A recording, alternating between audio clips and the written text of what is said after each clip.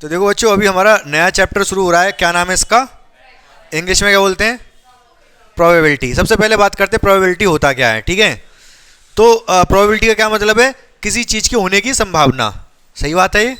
ठीक है, अब किस तरीके से संभावना देखेंगे हम, कैसे संभावना। जैसे अगर मैं आपसे ये पूछूं कि कल बारिश होगी, इसके कितने % चांस हैं? अरे मैं आज पूछ रहा हूं कल कितने चांस है, बताओ आप, क्या लग रहा है आपको? अरे तब भी बताओ तो सही, कितने % चांस? 10%। बहुत कम % है, बिल्कुल सही बताया। ये आंसर होता है, मतलब तुरंत जब कोई पूछ रहा है तो बता दो। ये नहीं है कि मौसम पे डिपेंड करेगा, ये डिपेंड करेगा, वो डिपेंड करेगा। हाजिर जवाबी होने, वो आजकल वो भी चल रहा है, क्या बोलते हैं उसको? अरे सैवेज रिप्लाई, जो भी होता है पता नहीं, मतलब कोई चीज़ पूछे तो उसका रिप्लाई रिप्लाई तुरंत दो, फालतू की बात ना करो। तो 10%, इन्होंने कहा कि 10% चांस है बारिश होने के, बहुत कम चांस है, मैं तो कहूँगा 5% है। ठीक है, अगर मैं आपसे ये पूछूं कि मैं एक लड़की हूं, इसके कितने % चांस हैं? कोई उल्टा सीधा जवाब मत दे देना, 0% चांस है। ठीक है, और अगर मैं आपसे ये पूछूं कि कल सूरज पूरब से निकलेगा, इसके कितने % चांस हैं? 100% चांस है। एक इन्होंने बताया, इसके बीच में इधर 100 इधर लिख ले रहा हूं, ये 10% इन्होंने बताया था। अब मैं अगर आपसे एक चीज और पूछूं, क्या पूछूं कि कल आप आओगे? अच्छा चलो बता दो, कल आप आओगे, आप तो खैर आते ही हो डेली। मैं आपसे पूछूं ये कल ये सानू आएंगे, इस बात के कितने % चांस हैं? हाँ, 50% वाले हैं, 50% वाले हैं। अब बहुत ध्यान से सुनना, जैसे परसेंटेज में जब किसी की संभावना की बात की जाए परसेंटेज में, तो वो 0 से लेकर 100% तक हो सकती है, ना उससे ज्यादा ना उससे कम। 0% का मतलब है कोई चीज होगी ही नहीं, और 100% का मतलब वो चीज होके ही रहेगी, और बीच में जो भी परसेंटेज है वो तो होती हैं। जैसे आज के आने के % 50%, मतलब आ भी सकते नहीं भी आ सकते, बराबर बराबर चांस है। वो 75% कह रहे थे, 75 भी लिख रहे हैं, नहीं तो नाराज हो जाएंगे। 75 का मतलब है आने के ज्यादा चांसेस है, ना आने के कम है। तो प्रोबेबिलिटी मतलब परसेंटेज संभावना के तौर पे इतने 0 से 100 ही हो सकता है। इस बात से एग्री कर रहे हो? बिल्कुल, आप इस बात से 100% एग्री कर रहे हो? ठीक है, तो 0% को प्रोबेबिलिटी में 0 बोला जाता है, और 100% को प्रोबेबिलिटी में 1 बोला जाता है। ठीक है, 50% को प्रोबेबिलिटी में 1/2 आधा बोला जाता है, आधा चांस है। 50% का मतलब आधा चांस है। 10% का मतलब 1/10 या 0.1, या तो इसको 1/10 कह लो या फिर 0.1 चांस है। 10% का मतलब 0.1 चांस है कि कोई चीज होगी। 75% का मतलब है 3/4 या फिर 0.75। इतने % चांस है सानू कल आएंगे। बात समझ में आ रही हो कि समझ में आ रही है कि नहीं?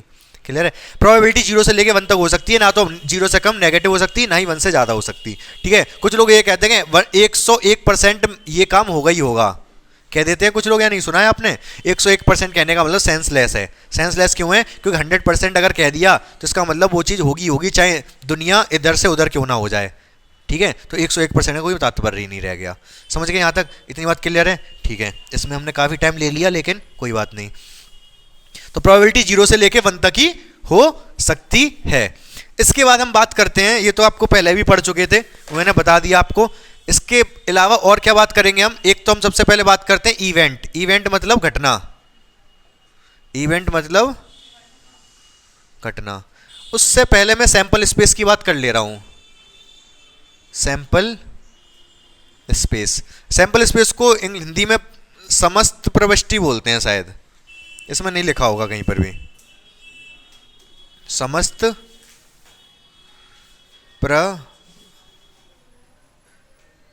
ये मुझे क्लियर नहीं है, देखना पड़ेगा। ठीक है, बाद में देख लेंगे, बाद में देख लेंगे, छोड़ो। तो सैंपल स्पेस का मतलब क्या होता है? जैसे अगर मैं क्या कर रहा हूं, एक डाई मतलब पासे को फेंक रहा हूं, तो उसमें क्या क्या आ सकता है? सैंपल स्पेस को ऐसे करते हैं रिप्रेजेंट, और आपने सेट पढ़ा होगा, समुच्चय पढ़ा होगा, उसमें ऐसे कर्ली ब्रैकेट लगाते थे। क्या क्या आ सकता है? 1 2 3 4 5 6, ये सैंपल स्पेस है। इसके अलावा कुछ हो ही नहीं सकता, साथ नहीं आ सकता पासे को फेंकने में। तो ये सब कुछ है, सब कुछ मतलब सैंपल स्पेस जिसमें सब कुछ हो। यहां तक बात समझ में आ गई? इवेंट क्या होता है? ये इवेंट जो मैंने ऊपर लिखा घटना, एक इवेंट मैंने ई ले लिया, E1 कर लो चाहे तो, E लेने दो फिलहाल। एक इवेंट E ले लिया, इवेंट ई का हो सकता है, कुछ भी हो सकता है।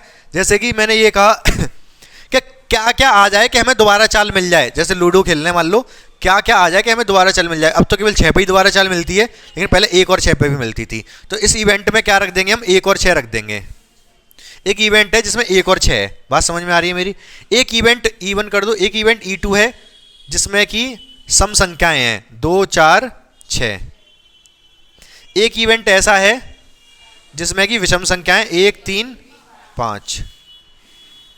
एक इवेंट ऐसा है जिसमें कि 2 3 4 हैं, अपनी मर्जी से लिख दिए मैंने।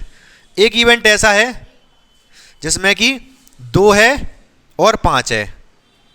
ये क्या मैं अपनी मर्जी से लिखे हैं ये, कि कोई खास बात है 2 और 5 में? इनमें 2 और 5 में क्या खास बात है? अभाज्य संख्या, बिल्कुल सही बताया इन्होंने। इनमें सब में 2 और 5 अभाज्य, 3 भी तो है, 3 भी लिखो।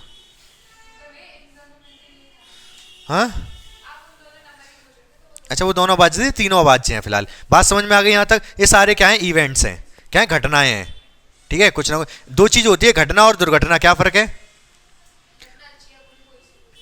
और दुर्घटना बुरी होती है, दुर्घटना बुरी होती है, घटना अच्छी और बुरी कुछ भी हो सकती है। सही बात है। तो ये घटना है, दुर्घटना नहीं है। ठीक है, क्या कह रहे हो, हमारे साथ तो दुर्घटना नहीं है ये। अच्छा, तो कोई बात नहीं, उसको बाद में देखेंगे। यहाँ तक क्लियर है ये? ठीक है। इसके अलावा सैंपल स्पेस आपको समझ आ ही गया। सैंपल स्पेस मतलब सारा कुछ आएगा। घटना में कुछ भी, इसमें से कुछ भी एलिमेंट आ सकते हैं, सब सेट होंगे, इसके उपसमुच्चय होंगे इसके, घटना जो होंगी। और इसके अलावा क्या समझ सकते हो आप? इसके अलावा आप ये समझो कि फाई, हाँ एक घटना फाई भी हो सकती है। फाई तो केवल फाई लिखते हैं। फाई का मतलब जिसमें कुछ ना हो। मतलब मैंने ये कह दिया पासे को फेंकने पर 7 आने की घटना। ये 7 आने की घटना है, पासे को फेंकने पर 6 से बड़ा अंक आने की घटना। उसमें क्या क्या होगा? कुछ नहीं होगा, फाई फाई होगा। इसके अलावा आप समझो, क्या समझोगे?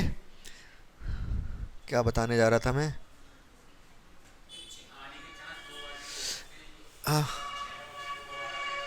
नहीं, वो उसका है। इसके अलावा मैं आपको इंटरसेक्शन यूनियन बता दे रहा हूं पहले। इंटरसेक्शन यूनियन जानते हो? अगर मैं आपसे कहूं E1 इंटरसेक्शन E2, क्या होगा ये? E1 E2 का इंटरसेक्शन क्या होगा? 6। इंटरसेक्शन में क्या आता है, जो कॉमन होते हैं वो आते हैं। इन दोनों में 6 ही तो कॉमन था केवल, तो इंटरसेक्शन में केवल ये आ जाएगा। E1 यूनियन E2 करूं तो यूनियन में क्या आता है, सब कुछ आ जाता है जो इन दोनों में है। 1 भी आएगा, 2 भी आएगा, 4 भी आएगा, 6 भी आएगा। 1 2 4 6, इसके अलावा तो कुछ है नहीं। इवन यूनियन E2 का मतलब जितने हैं सारे आ जाने चाहिए। इंटरसेक्शन का मतलब जो कॉमन है वो आ जाने चाहिए। समझ गए ये बात आपको? आप क्लियर है यहाँ तक? ठीक है। इसके बाद आप समझो, और क्या समझोगे? एक होता है mutually exclusive event. Mutually exclusive लिख दे रहा हूं सिर्फ।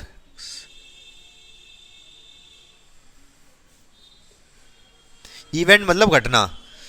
एक्सक्लूसिव को हिंदी में क्या बोलते हैं? एक्सक्लूसिव को हिंदी में मैं बता दूंगा, इसमें क्वेश्चन।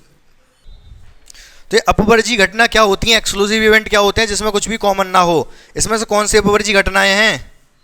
E3 E4, इन दोनों में कुछ नहीं, ये नहीं है। E2 E3, इनमें कुछ भी कॉमन है? एक इसमें है तो इसमें नहीं है, 3 भी नहीं है इसमें, 5 भी नहीं है, 2 4 6 में से इसमें कुछ नहीं है, तो इसमें कुछ भी कॉमन नहीं है। तो E1 E2 और E3 कैसे हैं? अपवर्जी। और एक चीज और, जब E2 इंटरसेक्शन E3 की बात की जाए तो E2 और E3 में कुछ भी एक जैसा है? आप क्या देख रहे हो किताब में? इधर ध्यान दो ना। तो E2 E3 दोनों में कुछ भी कॉमन नहीं है, तो दोनों में फाई, इनका इंटरसेक्शन फाई आएगा। समझ रहे हो मेरी बात को? तो ये अगर ऐसा अगर आ रहा है दोनों का इंटरसेक्शन फाई आ रहा है, तो एक्सक्लूसिव इवेंट अपवर्जी घटना बोलते हैं। कुल मिला के ऐसी घटना है जिसमें कुछ भी कॉमन ना हो, एक जैसा ना हो, उनको अपवर्जी घटनाएं एक्सक्लूसिव इवेंट बोलते हैं। और बाकी जो चीज़ें बीच में आती जाएंगी मैं आपको बताया। एक इक्वली लाइकली इवेंट होता है, इक्वली लाइकली इवेंट जिनकी होने की प्रोबेबिलिटी बिल्कुल बराबर हो। अच्छा, प्रोबेबिलिटी के बारे में मैंने बताया नहीं, प्रोबेबिलिटी क्या होती है? अब प्रोबेबिलिटी के बारे में चर्चा कर ले रहे हैं थोड़ी सी। प्रायिकता, क्या क्या फॉर्मूला होता है प्रायिकता का? Favourable outcome upon total outcome. Favourable outcome क्या बोलेंगे? फेवरेबल आउटकम को क्या बोलते हैं? अरे ठीक है, प्रायिकता का फॉर्मूला होता है अनुकूल परिणाम बटे कुल परिणाम।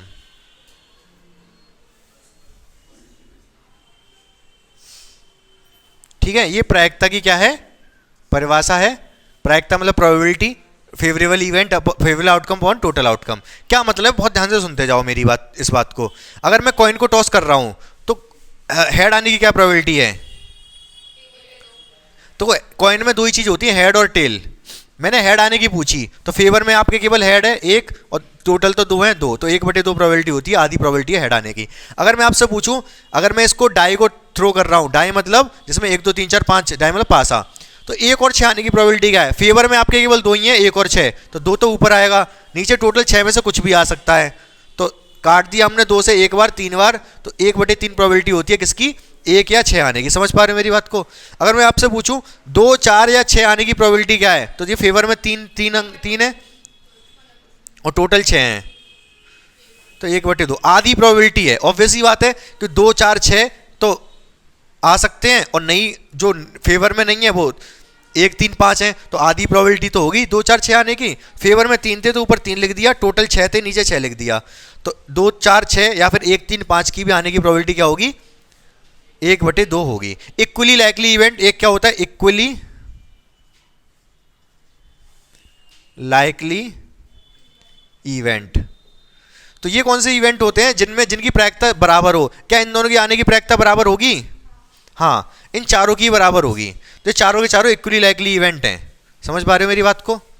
हाँ, मतलब जिनकी आने की प्रायिकता बराबर हो। इसमें 3 चीज़ हैं, तो 3/6 प्रायिकता होगी, इसमें भी 3 चीज़ें, इसकी भी 3/6 प्रायिकता होगी, इसमें भी 3 चीज़ें, तो इसकी प्रायिकता 3/6, इसमें भी 3 चीज़ें, इसकी आने की प्रायिकता 3/6। अगर मैं आपसे E4 पूछूं, लिखते कैसे हैं? प्रोबेबिलिटी ऑफ E4, जो कि हो जाएगी 3/6, क्योंकि 3 तो इसमें है, 1 2 3, और नीचे 6 आएंगे, क्योंकि 6 में से कुछ भी आ सकता है टोटल। तो हाँ, एक बार उछालें तो क्या समझ नहीं आया? टोटल तो जब हम पासे को फेंक रहे हैं तो 1 2 3 4 5 6 में से कुछ भी आ सकता है। कुल परिणाम जो है वो तो 6 हैं। ठीक है, नीचे नीचे कुल परिणाम लिखते हैं, ऊपर फेवर में, जो हमारे फेवर में है। हमारे फेवर में इस टाइम अगर E4 की बात की जा रही है कि E4 इवेंट हो, हम क्या चाह रहे हैं कि E4 जो घटना है ये हो। E4 घटना कब होगी? या तो 2 आए, या 3 आए, या 4 आए। तो फेवर में तो 3 है ना, तो इसलिए ऊपर 3 लिखा और नीचे टोटल 6 के 6 लिख दिए। 6 में से कुछ भी आ सकता है। हाँ है, 2 3 4, तीनों फेवर में 3 संख्या हो गई, 1 2 3। हाँ, नीचे टोटल 1 2 3 4 5 6। कोई बात नहीं, समझ गए? कुछ बहुत आसान आसान से क्वेश्चन पूछ रहा हूं, बहुत जल्दी से बताओगे। मेरे पास एक बॉक्स है, क्या है? एक बॉक्स, इसमें 4 लाल बॉल हैं, ठीक है, 5 काली बॉल हैं और 6 सफ़ेद हैं।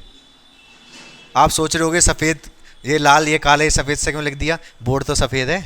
ठीक है, तो ये इतनी तरीके की बॉल हैं। अब कितनी हो गई टोटल? ये जो भी हैं, मैंने अब ये मुझे दिख नहीं रही, ये बॉक्स के अंदर बंद है बॉल। मैंने हाथ डाला बिना देखे और एक बॉल निकाली। क्या प्रायिकता है कि वो बॉल सफ़ेद कलर की होगी? ज़्यादा कम की बात ही नहीं कर रहा मैं, तो प्रायिकता पूछ रहा हूँ कितनी होगी। तो कितनी होगी प्रायिकता? जो आपके फेवर में कौन कौन सी बॉल है? इसमें से 6 बॉल है फेवर में, क्योंकि मैं सफ़ेद की प्रायिकता पूछ रहा हूँ। तो 6 फेवर में ऊपर आएगा। मैं प्रायिकता पूछ रहा हूँ प्रोबेबिलिटी किसकी? वाइट की। तो फेवर में तो आपके 6 हैं, क्योंकि 6 ही सफ़ेद हैं, और टोटल निकल तो कोई सी भी सकती है। तो टोटल कितनी है? 15। नीचे 15 आ जाएगा। काट दो इसको 3 से, ये 2 बार, ये 5 बार, तो प्रायिकता 2/5 आ गई। समझ गए नहीं समझ गए आप? बोलो हाँ या ना। ठीक है, अगर मैं आपसे पूछूं प्रायिकता किसकी? प्रायिकता लाल ना हो, तो लाल ना हो मतलब इन दोनों में से कोई सी हो, इस बार आपके फेवर में कौन कौन सी हैं? ये 5 और ये 6, 11 फेवर में है और टोटल तो 15 है ही है, तो प्रायिकता हो जाएगी 11/15। बोलो बात समझ में आ रही है कि नहीं आपको? क्लियर है कि नहीं? ये तो बहुत बेसिक चीज़ बता रहा हूँ, आप पढ़ तो बहुत कुछ चुके हो, परम्यूटेशन कॉम्बिनेशन में कितना कुछ बहुत सारे कंडीशंस पढ़ चुके हो, ठीक है? तो यहाँ तक बात आपको समझ आ गई या नहीं? बोलो हाँ या ना। क्लियर है ना? आसान सी चीज़ है, बिल्कुल दिक्कत वाली बात ही नहीं है। अब मैं आपसे पूछूं, एक 3 कॉइन वाला 3 बार उछालते हैं ना एक कॉइन को, वो वाला केस और पूछ ले रहा हूँ, थोड़ा सा वो रिवाइज हो जाएगा कंसेप्ट आपका, क्योंकि बीच में भी यूज़ होगा कहीं ना कहीं। अब मैं क्या कर रहा हूँ, एक कॉइन को अगर मैं 3 बार उछाल दूँ तो क्या क्या कंडीशन हो सकती है? हाँ, ऐसा भी हो सकता है कि तीनों की तीनों बार हेड आ जाए, हो सकता है कि नहीं? और ये भी हो सकता है कि पहली बार उछाला तब तो हेड आया, दूसरी बार उछाला तब भी हेड आया, लेकिन तीसरी बार में टेल आ गया। इस वाली कंडीशन में देखोगे तो 2 हेड आए हैं। 2 हेड वाले और कौन कौन से हो सकते हैं कि पहला हेड आए, दूसरा टेल आए, तीसरा हेड आए, पहला टेल आए, दूसरा हेड आए, तीसरा हेड आए। और 2 हेड वाले कोई कंडीशन हो सकती हैं? नहीं। 2 हेड 1 टेल वाली कंडीशन है, एक टेल तीसरे पे आया, दूसरे पे आया, पहले पे आया। इन वाले में तीनों हेड आए, इन दोनों कंडीशन में 2 हेड आए हैं, एक टेल आया है। अब मैं चेक कर रहा हूं एक हेड वाला, एक हेड बाकी 2 टेल, ऐसा भी हो सकता है, एक हेड बाकी 2 टेल, मतलब दूसरी बार में हेड आए। ऐसा भी हो सकता है कि तीसरी बार में हेड आए, पहली 2 बार में टेल आए। ये केस किसके हैं? एक हेड और 2 टेल। ऐसा भी हो सकता है तीनों बार टेल आए, तो ये कंडीशन कितने की है? 3 टेल की। यहां तक बात समझ में आ गई आपको? अब मैं जो क्वेश्चन पूछूंगा वो जल्दी से जवाब दे दोगे आप। मैं आपसे ये पूछना चाहता हूं कि प्रोबेबिलिटी किसकी, प्रोबेबिलिटी पूछ रहा हूं किसकी 2 हेड आए, इस बात की क्या प्रोबेबिलिटी है? हाँ, 2 हेड आए किसकी? हाँ, एक कॉइन को 3 बार उछाला जा रहा है, कॉइन लिया उछाला, जो भी आया लिख दिया, फिर उछाला, जो भी आया लिख दिया, जो भी आया लिख दिया, तो 3 बार तो लिखा है। इस कंडीशन में क्या तीनों बार हेड आया था, तो इसलिए 3 हेड लिख दिए। कंडीशन तो मैंने पहली लिख दी, एक कॉइन को 3 बार उछालना है और क्या क्या हो सकता है सब कुछ लिख दिया मैंने आपके सामने। ज्यादा कुछ करवा नहीं रहा आपसे मैं, बस इतना बता दो कि 2 हेड आने की प्रोबेबिलिटी कितनी है। तो आपके फेवर में कौन कौन, ये 8 चीजें हैं, 8 घटनाएं हैं, 8 आउटकम है। एक आउटकम 2 3 4 5 6 7 8, 8 है कि नहीं? जिसमें से आपके फेवर में कितने हैं? 3 आपके फेवर में है, और टोटल कितने हैं? 8। तो 3/8 प्रायिकता हुई किसकी? 2 हेड आने की। बात क्लियर है कि नहीं? कोई समस्या तो नहीं है? ठीक है, आप मुझे बताओ क्या प्रायिकता है कि कम से कम एक हेड आए? प्रायिकता पूछ रहा हूं, एट लीस्ट एक हेड। हिंदी में बोल देंगे इसी चीज को, एटलीस्ट कम से कम एक हेड। कम से कम एक हेड के लिए कौन कौन से आपके फेवर में है? कम से कम एक हेड है, ये फेवर में एक हेड तो है ना, ये भी फेवर में, ये भी फेवर में, ये भी फेवर में, ये भी सब फेवर में है। केवल ये नहीं है, इसमें एक ही भी हेड नहीं था, बाकी सब में कम से कम एक हेड तो है ही है। इसमें 1 है, इसमें 2 है, इसमें 3 है, सब फेवर में है। फेवर में है आपके 7 और टोटल 8। समझ पा रहे हो मेरी बात को? बोलो, तीनों के तीनों हेड आए। हाँ, 1/8। समझ गए? आसान है, ठीक है। एक चीज और पूछना चाहूंगा मैं आपसे, सैंपल स्पेस में कितने एलिमेंट होंगे ये कैसे पता करेंगे? जैसे अच्छा, यहां पर कितने कॉइन थे? 3 कॉइन थे, तो टोटल कितने सैंपल स्पेस में कितने एलिमेंट थे? 8। सैंपल स्पेस ही तो है पूरा, ये पूरा का पूरा 8 के 8 एक सैंपल स्पेस है। सैंपल स्पेस मतलब समस्त प्रविष्टि, तो 8 ये है उसमें सैंपल स्पेस में। 3 कॉइन से 8 केस बने, 8 एलिमेंट बने। 4 कॉइन से कितने बनेंगे? 8 ही बनेंगे। कैसी बात कर रहे हो आप? बैकी हाँ, 16 बनेंगे। 5 से 25, 32 बनेंगे। देखो होता क्या है, मैं आपको लॉजिक बताता हूँ। मेरे पास एक कॉइन है, एक कॉइन है, एक कॉइन है, इसमें 10 कितने? 10 का ही है ये 10 का कॉइन चल जाएगा? नहीं चलेगा। अरे नहीं चलेगा, बीच में 10 लिख रहा है, बीच में जिसमें 10 लिखा हो वो नहीं चलता। तो दिल्ली में चल जाता है। इधर ध्यान दो, 3 कॉइन है, ठीक है, 2 ही पॉसिबिलिटी होती है, या तो हेड या टेल, ठीक है ना? तो इसमें दो पॉसिबिलिटी, या तो हेड आएगा या टेल, मतलब दो पॉसिबिलिटी लिख रहा हूँ, दो केस हो सकते हैं, या तो हेड या टेल। इसमें भी वही चीज़ें, हेड या टेल, इसमें भी वही है हेड या टेल, इन तीनों कर दो गुणा, 8 केस आ गई है, यही तो 8 आए थे, समझ रहे हो। अगर 4 कॉइन होते, इस बार 5 का कर दूं, ये चल जाएगा, 5 में तो 5 ही बीच में होता है। इसमें भी दो केस हेड या टेल, इसमें भी हेड या टेल, इसमें भी हेड या टेल, इसमें भी हेड या टेल, गुणा करोगे तो कितना आएगा, इस तरीके से बता सकते हो। इस बार मेरे पास एक है पासा डाय और एक है कॉइन, कितने का, ये 2 का है। कितने केस बनेंगे, एक पासा एक कॉइन से कितने केस बन जाएंगे।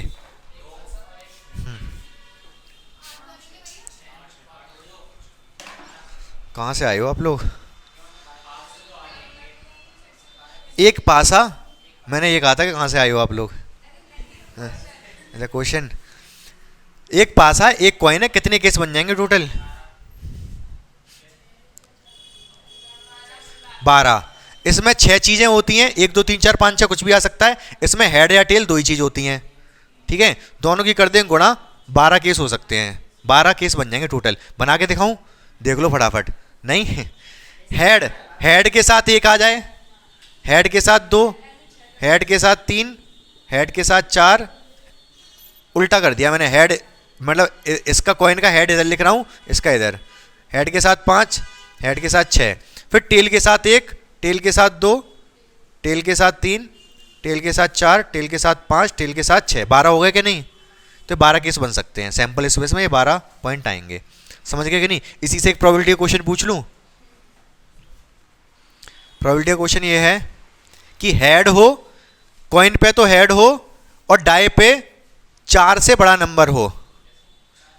हाँ, कुछ भी हो 4 से बड़ा नंबर, प्रायिकता बताओ।